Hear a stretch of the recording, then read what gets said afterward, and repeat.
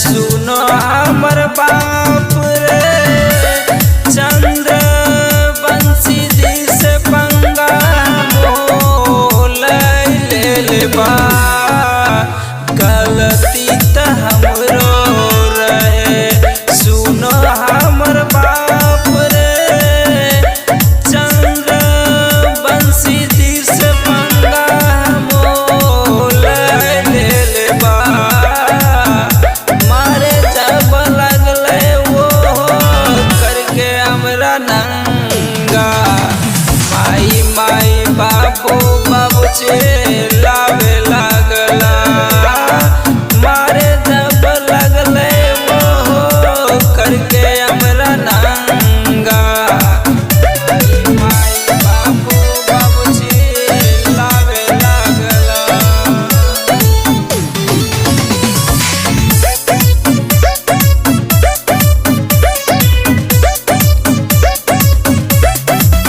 हम ना जानलिए के माई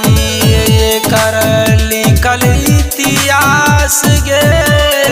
शेर पेशावा शेर सुने बाप रे हम ना जानलिए के माई कर लिखल इतिहास गे शेर पेशावा शेर सुने बाप रे मारे जब लगले वो करके हमरा नंगा माई माई बाबू बाबू चिल्लावे लागला मारे जब लगले वो करके हमरा नंगा माई माई बाबू बाबू चिल्लावे लागला।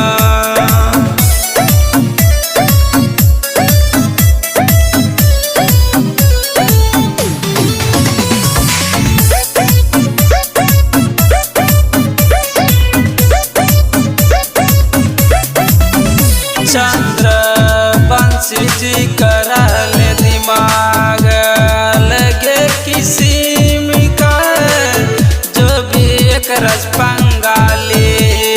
सोच समझ के चंद्र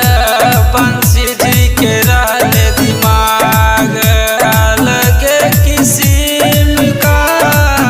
जो भी एक रस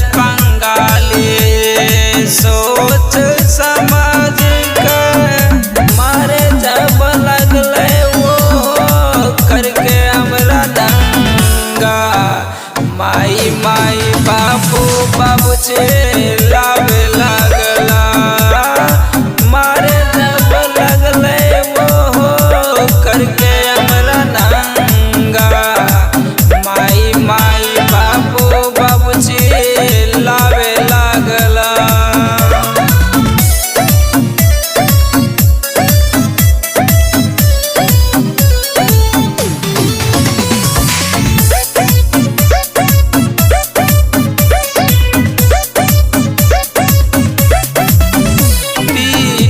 दीवाना